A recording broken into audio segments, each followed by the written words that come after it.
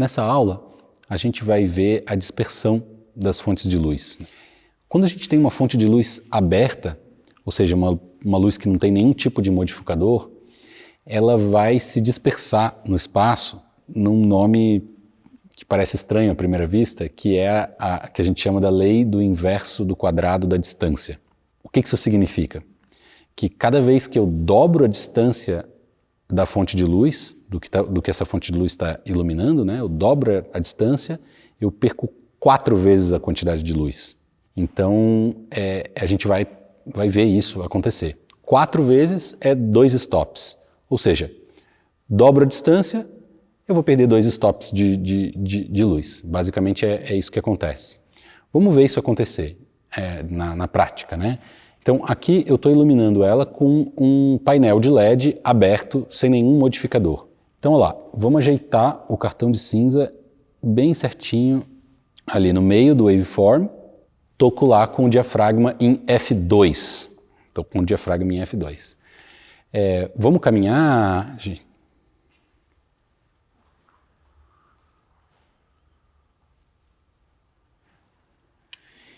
Então, vocês reparem aqui na waveform que ela foi lá para cima, né? Ela ficou muito mais clara. Conforme ela se aproxima da fonte de luz, ela ficou muito mais clara, né? Vamos ajeitar essa exposição lá no waveform para ver. Ó, fechei bastante o diafragma, pum, bati lá no meio de novo. Bati no meio, estou em diafragma 4, F4. Ou seja, 2, 2, 8, 4, dois stops, né? Ela estava inicialmente, o ponto inicial, ela estava a 8 metros da fonte de luz e ela caminhou para 4 metros da fonte de luz. Ou seja, ela andou, ficou na metade da distância e a gente ganhou 2 stops de luz, né? 2 stops de luz, exatamente a regra do inverso do quadrado da distância, né? Então a gente constatou aqui a regra na prática. Então isso é o que a gente consegue com uma fonte de luz sem nenhum tipo de modificador, sem nenhum tipo de refletor, sem nenhuma lente na frente, é isso que a gente consegue, né? Então, agora vamos pegar o 120D da Aperture, que é um LED, com uma lente Fresnel. Vamos primeiro, antes disso, vamos ver o que ele faz, qual que seria a diferença de luz sem a lente Fresnel. Vamos tirar essa lente Fresnel primeiro, para a gente ver a diferença da dispersão sem nada, com a lente aberta, para ver se mantém a mesma regra. Ó. Então tá, lá no waveform a gente está em 50% de RE, e no cartão cinza, né? Você mexe pra gente o cartão para um lado e para o outro, assim. Põe lá de novo, para lá. Aí, deixa eu ajeitar certinho aqui. Tá lá, 5.6, beleza. Agora vamos caminhar lá pro...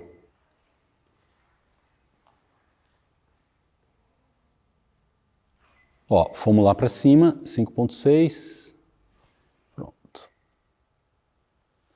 Então aqui a gente está em 11, então foi exatamente os 2 stops que a gente tinha constatado no outro também, né? Ou seja, uma fonte de luz aberta está perdendo a mesma quantidade de luz. Quando ela vai de 8 metros para 4 metros, a gente ganhou 2 stops de luz, né? Agora vamos ver o que acontece quando a gente coloca uma lente Fresnel. Vamos ver a mesma diferença de luz quando a gente põe a lente Fresnel.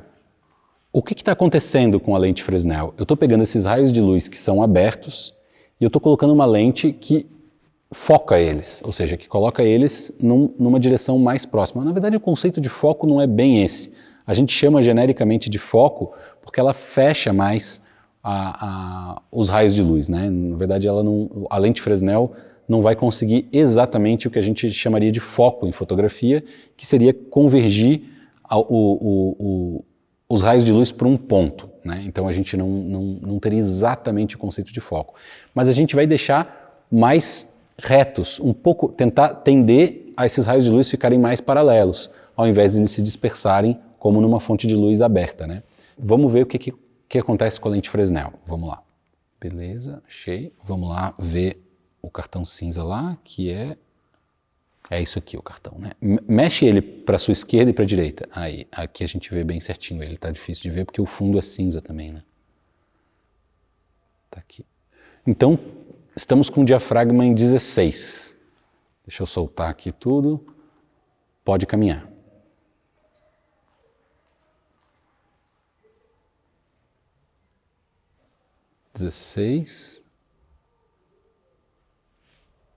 Então, a gente foi lá de 16 para 22, faltou um pouquinho, vou ter que ganhar de ISO.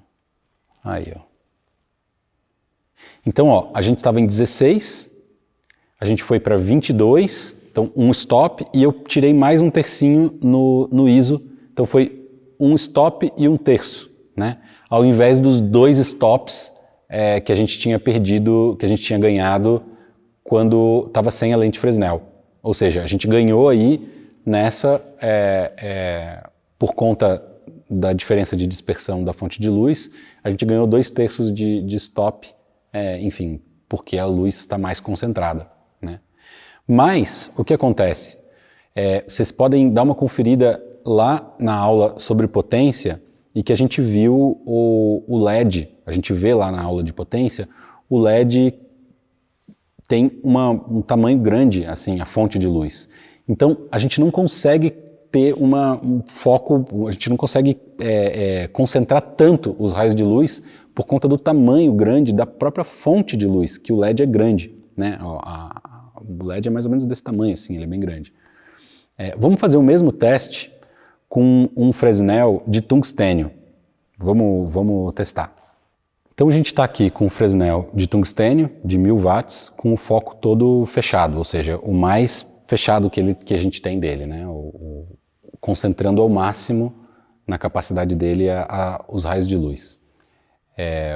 Na fotometria correta a gente está com 11, né? 11 de diafragma, F11, e vamos ver quando ela andar o que a gente vai ter lá no final, quando ela ir para metade da distância em relação à fonte de luz.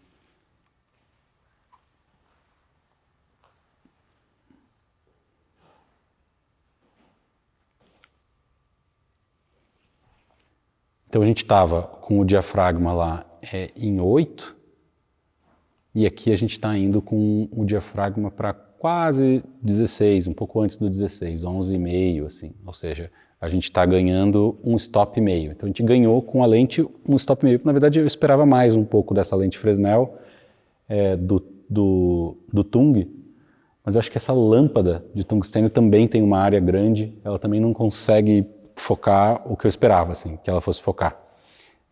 Eu achei que a gente ia perder um stop, assim, a gente perdeu um stop e meio, mas legal, ganhamos esse meio stopzinho aí de dispersão com o foco fechado. Vamos experimentar abrir o foco desse Fresnel e ver o que vai acontecer de diferença. Vamos voltar lá.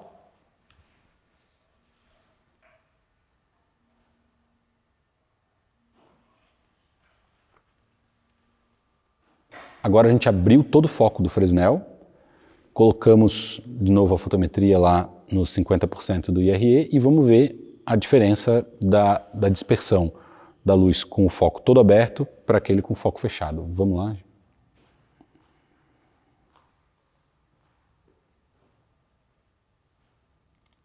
Vamos ajeitar a exposição. Então a gente estava em 5.6. Vamos ver quanto que a gente vai agora. Exatamente 11, cravado, ou seja, 2 stops. Aqui a gente tem a regra do inverso do quadrado da distância funcionando perfeito. Vamos fazer o mesmo teste agora, só que com uma Par 64. A Par 64 é uma outra fonte de luz de tungstênio montada num refletor parabólico. O refletor parabólico ele tem a capacidade ele tem um foco, esse sim tem o conceito de foco óptico mesmo, tal qual, mas o que acontece é que o foco é onde os raios convergem da parábola, ou seja, tem uma parábola e se você põe raios de luz tivessem paralelos, eles iam achar um foco. O que acontece? Eles iam convergir a luz toda para esse foco. Você pode até fazer experiências com refletor parabólico super interessantes, por exemplo, na luz do sol, o pessoal faz tipo fogão de refletor parabólico, porque como ele converge os raios de luz todos para um foco só, naquele ponto se você tiver apontado o refletor parabólico para a luz do sol, naquele ponto você, tipo, põe fogo, assim, sabe? Tipo, aquilo fica muito quente, os raios convergem para aquele ponto.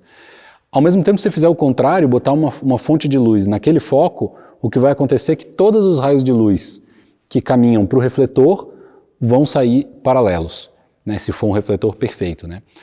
Um exemplo clássico de lâmpada que a gente tem no cotidiano com refletor parabólico é o farol do carro, né? Quando a gente liga o farol alto, que a gente vê a luz chegando lá na frente, na verdade o que é você acende uma lâmpada dentro de um refletor parabólico que tem ali na frente do carro, o farol, e aí aquele refletorzinho que tem da lâmpada do carro é um refletor parabólico, né? Então ele consegue projetar a luz muito longe, por conta que eu diminuo a dispersão, né, da fonte de luz. O único problema é que essa fonte de luz, ela emite luz para frente e para trás. Então, os raios que vão para trás vão sair paralelos, só que os que saem da frente vão sair abertos.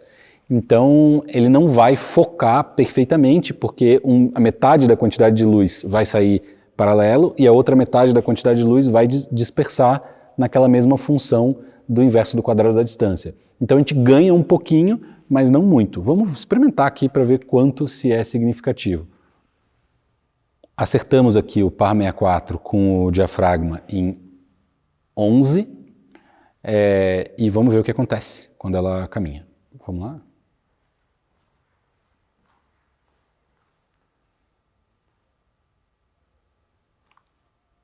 Vamos alterar o diafragma agora.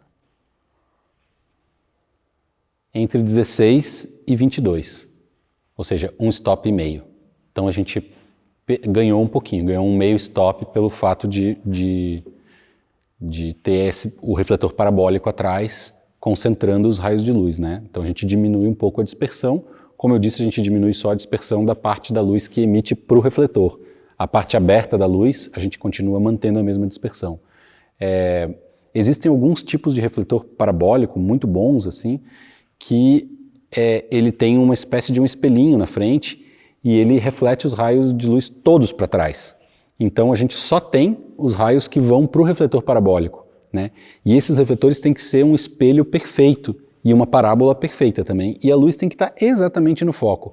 Inclusive eles têm sistemas para você acertar a luz, você tem como corrigir o foco, porque com o tempo, se sair um pouquinho do foco, já dá ruim.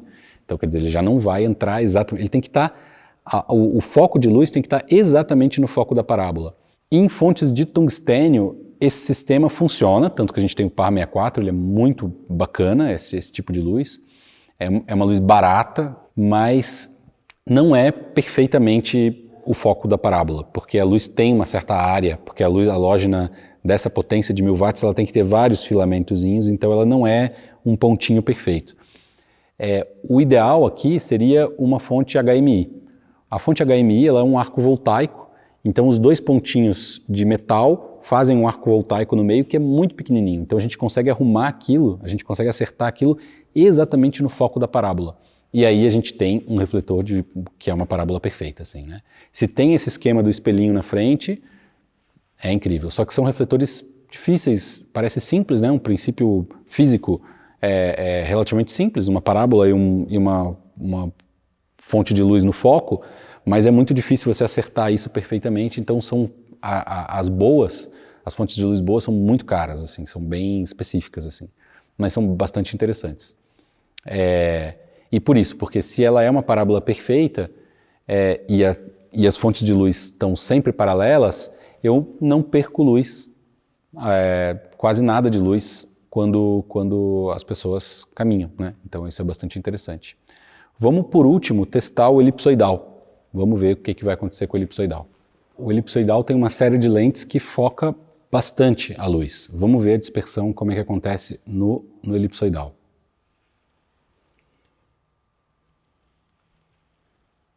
Tá. Então a gente está ali um pouquinho antes do 8. Um pouquinho antes do 8. Vamos lá, gente?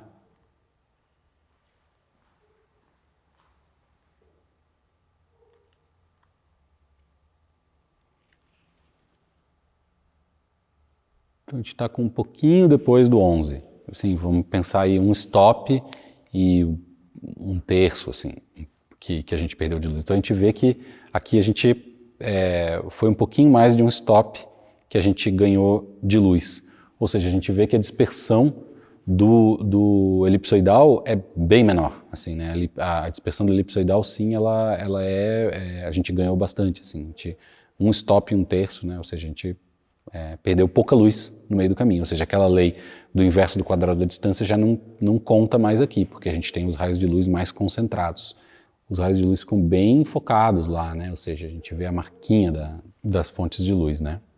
Então aqui a gente viu a dispersão de um elipsoidal, de um par 64, de um Fresnel de LED, de um Fresnel de tungstênio e das fontes de luz abertas, né? Aí a gente deu para entender qual que é a questão, né, da dispersão. Isso é um problema, a dispersão é um problema muito grande no set, assim, uma questão, né, que a gente tem que lidar todo momento no set, sobretudo quando a gente tem movimentação de atores, isso acontece a todo momento, de atores ou personagens, né, de documentário, que se aproximam e se distanciam em relação às fontes de luz. Porque conforme a pessoa se mexe, a luz nelas muda muito, né? E esse é um problema que a gente não tem com o Sol, né? Porque o Sol está a uma distância muito grande da Terra, então a gente nunca vai se distanciar o dobro ou a metade, ou seja, a distância que a gente tem entre uma pessoa e outra nas distâncias terrestres não faz a menor diferença para o Sol. O Sol sempre está chegando como raios paralelos. Mesmo num dia nublado, ou seja, a fonte de luz é a nuvem, né? Ou seja, a luz do Sol chega na nuvem e ali ela se difunde na nuvem, na atmosfera. Mas mesmo essa luz está muito longe, porque a atmosfera, a nuvem está longe demais da gente, né? É diferente quando a gente está trabalhando com fontes de luz que estão na ordem de grandeza, de distância, a 1 metro, 2 metros, 10 metros, 20 metros, 50 metros. A gente está falando de outra ordem de grandeza das distâncias, né? Então, a dispersão das luzes, da luz natural, da luz do Sol, ela sempre é desprezível, ou seja, sempre a gente se movimenta e a gente não muda a quantidade de luz por dispersão. Agora, uma fonte de luz artificial, isso sempre vai ser uma questão, né?